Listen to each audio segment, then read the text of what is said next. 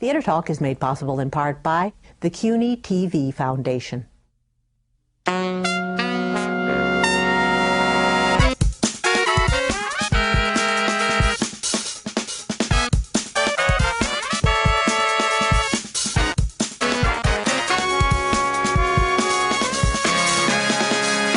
Now, looking back on your final year in office, well, do you feel you ever obstructed justice or were part of a conspiracy to cover up or obstruct justice? No, I don't.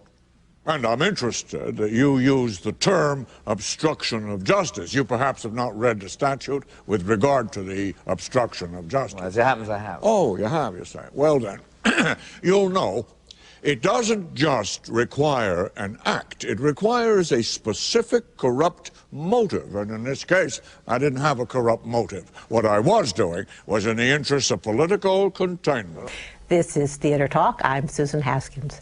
If you see any other play this season on Broadway, it's got to be FrostNixon, a play which accomplishes the astonishing thing of making someone like me sympathize with Richard Nixon. We're very pleased to have the playwright here with us and to introduce him, Michael Riedel of the New York Post. It is an amazing thing that an old Nixon hater like Susan actually feels something for Richard Nixon.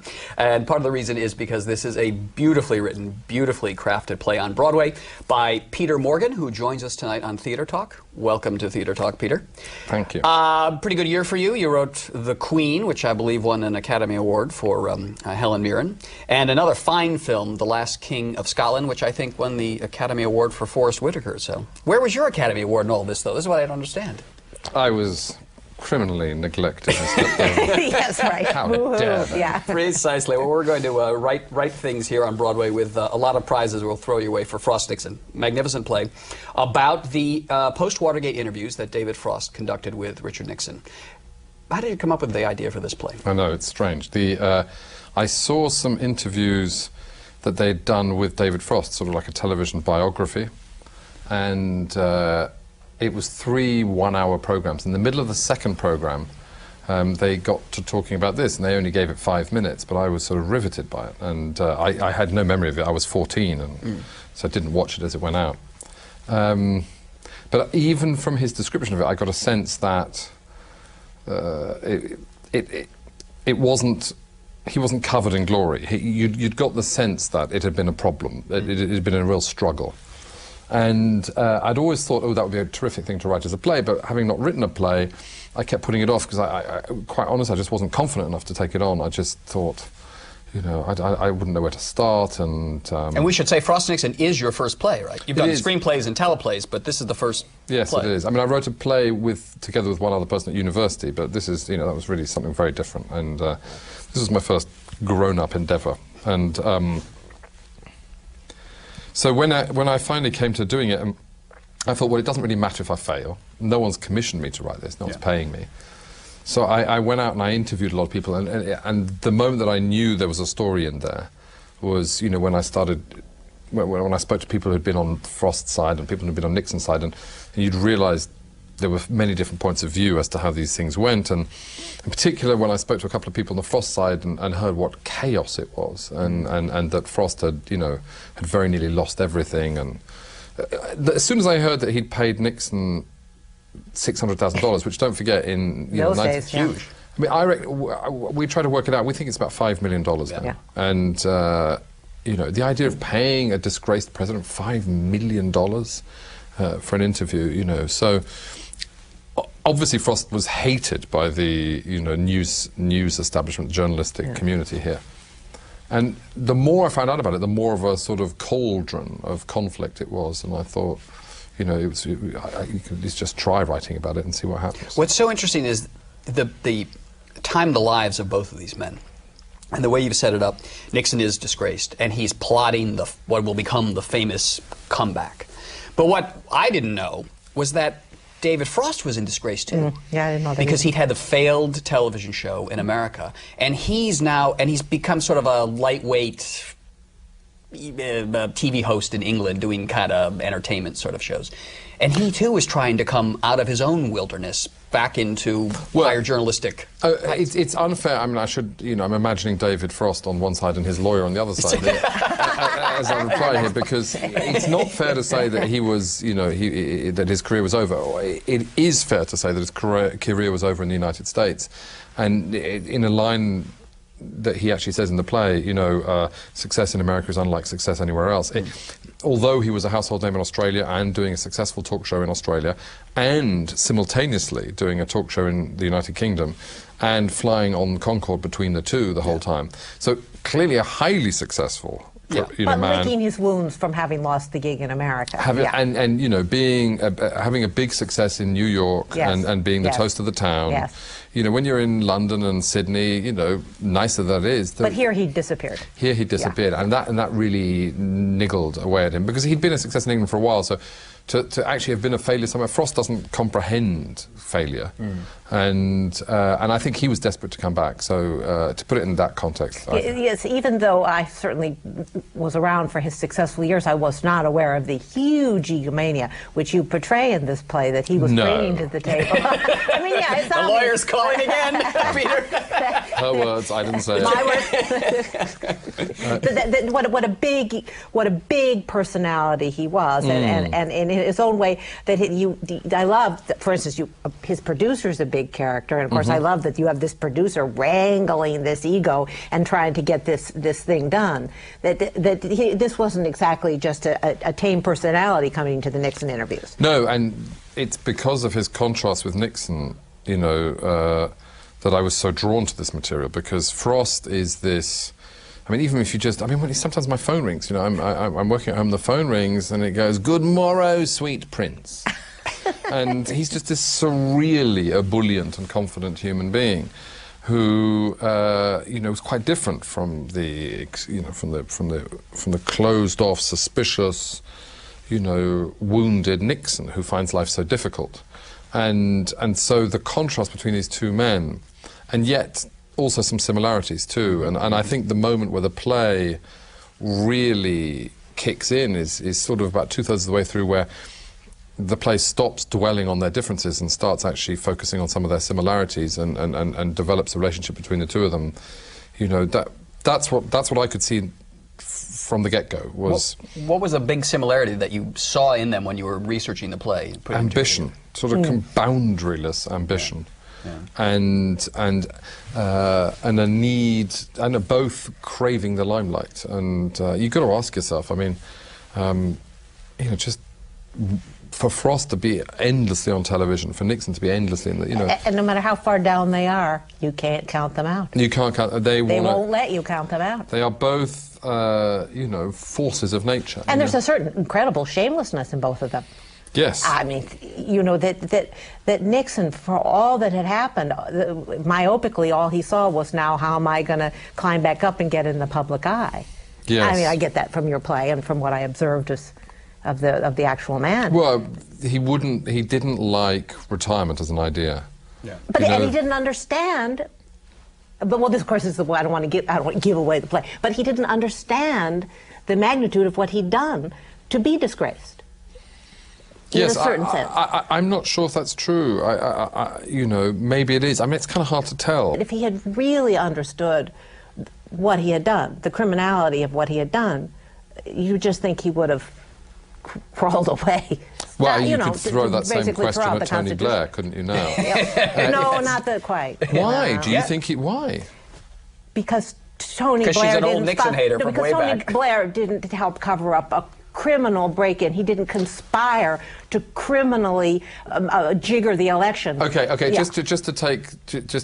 If you remove the crimes, I mean, what you were talking about there was an inability to connect with your own culpability, and Blair, it seems to me, has steadfastly refused to sort of connect. But I think the crimes are awfully important. And remember, Nixon in his early career, an illegal war, the crime of an illegal war, trumped up intelligence. I mean, at least the one thing. I mean, the one thing you can't take. You can delaying getting out of Vietnam at Nixon's door, but you can't delay going into Vietnam on Nixon's door. You can lay that at the door of Tony Blair. And you can lay that at the door of Tony Blair on completely cooked up evidence. In other words, the only way he could take anybody with him was with this absolute cast iron. You know, they can get, you know, the 45-minute threat with the missile strikes and so forth. I mean, these things didn't exist. All right, but These were because cooked Tony up. Blair did this 40 years on, that doesn't take away from what Nixon was doing at the time. Of course not. And Of the course thing is not. that Nixon began his career in the early 50s. He ran an illegal election for his first Congress seat. I mean, that's why they called him Tricky Dick, because he was always Yes, and doing so much this. of his own advancing was done at He the had a expense of other criminal people's mind. destruction. Well, welcome to politics, though. I Right. mean, this is not Well, unique to Nixon but- advancing at the expense of other people in politics. No, that's true. That is true. But his crimes were more unambiguously villainous in that sense. Yes. I mean, they, you know, but my point was actually not to. I didn't want to compare the weight of the crimes. I was actually, what I wanted to compare was a politician's inability to Yes. somehow to connect Yes. with blame. Yeah. And Blair has been completely, whether it's through just myopic denial of the charges or through personal conviction, he has just refused to in any way acknowledge his own culpability. It's interesting about Blair, though, because the movie The Queen is Blair at his finest. Mm-hmm. I mean, in some ways, I when know, Blair, I've got to you write have done. It's your fault. I was just going to ask you, how do you feel about glorifying No, Blair at his I time? absolutely don't. I like to think of it as unfinished business. Because, teasing you. yeah, well, because, clearly the apotheosis of Tony Blair was not what I sort of set out to achieve in my sort of writing. Aha. I'm going to salvage him. I'm hoping that we'll still do a third instalment, which tackles some of the... Oh, really? You want to continue your examination the of Blair? Queen was the second part, you know. Of The Deal, right. Yeah, The Deal was the first part, which is a much more, that's quite a critical piece. Let me just explain for viewers who haven't seen The Deal. The Deal, wonderful television movie you did for with the BBC. Stephen Frears as well. With Stephen Frears directing, and Michael Sheen. Michael Sheen. And The Deal is about the deal that Tony Blair struck with Gordon Brown. Correct. When they were beginning their political ascent. And that's sort of chapter one of your, what I guess will be a trilogy of Blair's life. Yeah. Chapter two is Blair and with the the Queen. Queen at the time of Princess Diana's death. What then will chapter 3 be? It will Well, be the I Iraq War? can't describe it. No, I wouldn't do Iraq in that sense. I would love to do a story about Britain's relationship with the US, and therefore Blair in America. So I would, and I haven't begun researching yet, so I couldn't tell you exactly which period, because I would like to condense it, and rather than these dramas become unbelievably, and then. It's better to take a period that sort of encapsulates the whole thing. That's why sort of the Diana.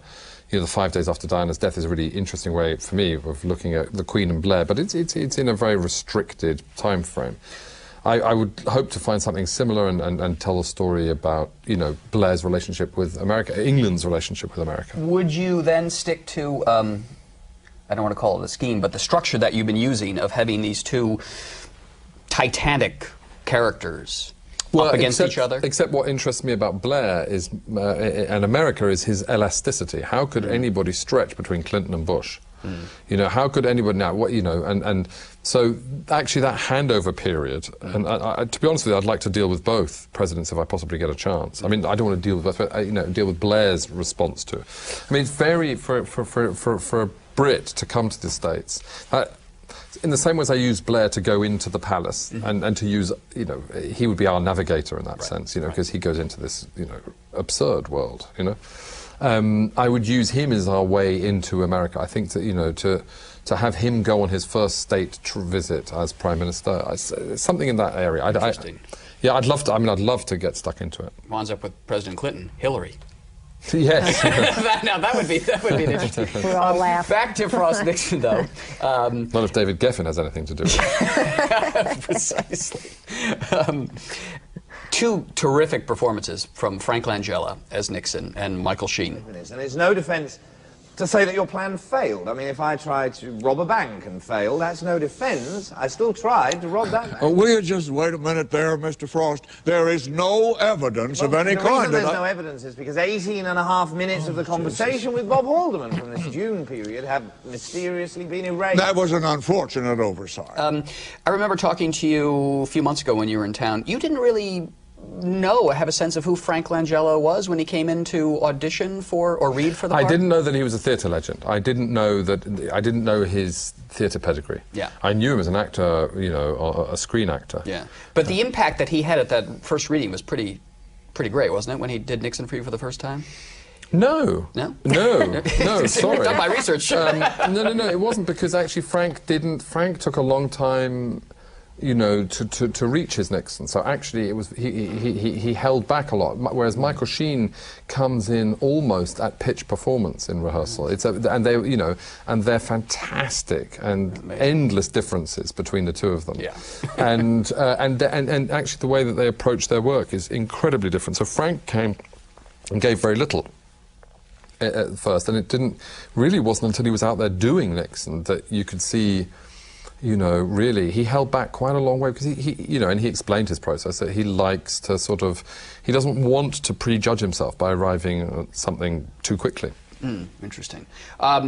Did you deliberately set out to make people like Susan feel sorry for Richard Nixon, or is that something that kind of develops with Frank Langella's performance as the play goes into? No, I have no. I have That's a lot. in the script, clearly. It is in the script, I think. I mean, I have a lot of compassion for any human being that finds life difficult, and he clearly found life very difficult, and his inability to control his perspiration, and the notes he writes. I've seen now, some of the notes he writes in the margins of books, and the memos he would write to himself, and it is quite possible, if you do the whole Red Riding Hood thing and say, right, today we're going to tell the story of Red Riding Hood, but from the point of view of a wolf, and you start with, I am hungry, you have compassion and understanding for an otherwise monstrous character, and if I don't want to judge anybody in what I do, and I took it as a sign that I'd probably done my job right by my own standards. The people from the Nixon Foundation, the Nixon Library, really, really liked the character that I'd written. You show him very self-effacing.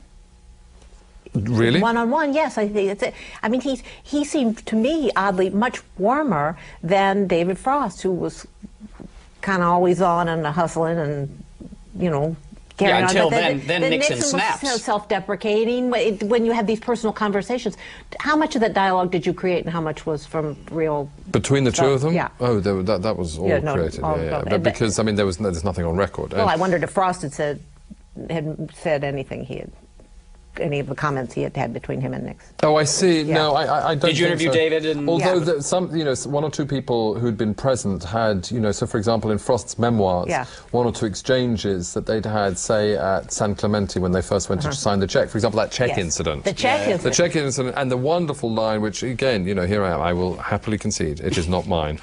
About you should marry that woman. She comes from Monaco. They pay no taxes there. That really was a Dick Nixon line, and so of course. What about the late night phone call?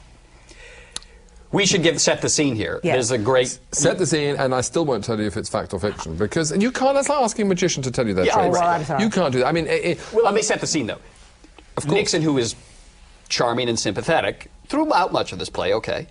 Then you come to a late-night phone call, where you see the Nixon that people who hated Nixon so much feared and despised. He calls David Frost, the paranoid, the bitterness, the anger, all that ferocity that Richard Nixon was. And that's a brilliantly written scene, brilliantly played by Frank.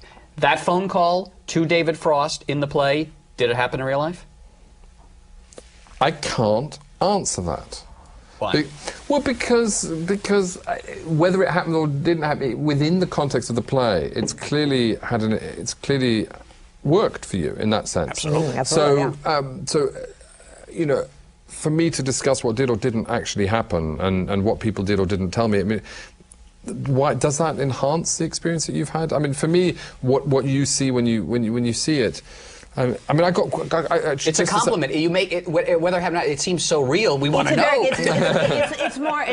It's sort of my sense of like a reader of history that I wonder, and it doesn't matter from my experience as a theater goer, what really happened and what didn't. I don't need to know, but that's why I ask, because I think, gee, did Nixon really say that? But we do do know, Peter, that he did not have necessarily this conversation with Frost. He did have these kind of conversations with people. With people. Absolutely. The truth is they didn't really have a conversation, and it was where I was interested in writing about their similarities, not their differences. Yeah. And the play had always, to me, been, you know, less a play, less an examination of Nixon and his politics.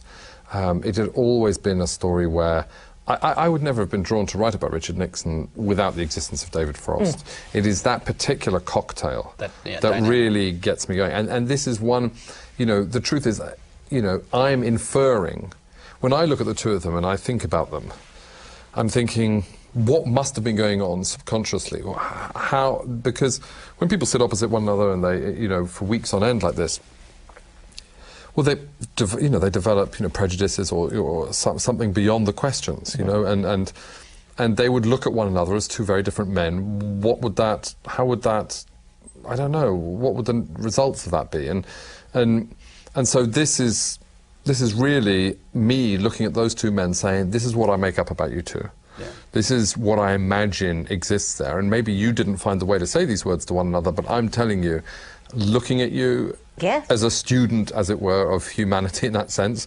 these are the connections I see between you two. And also you have on the record the actual interviews that show how Nixon was besting Frost, yes. And then how this amazing exchange flipped around. And that there was like yes, a but duel. That wasn't. Yes, well, I mean, you know, I can't unpick it all because. Don't unpick it all. No. Thanks, please don't. No, because no. You know that is I'm sort of. I'm complimenting you.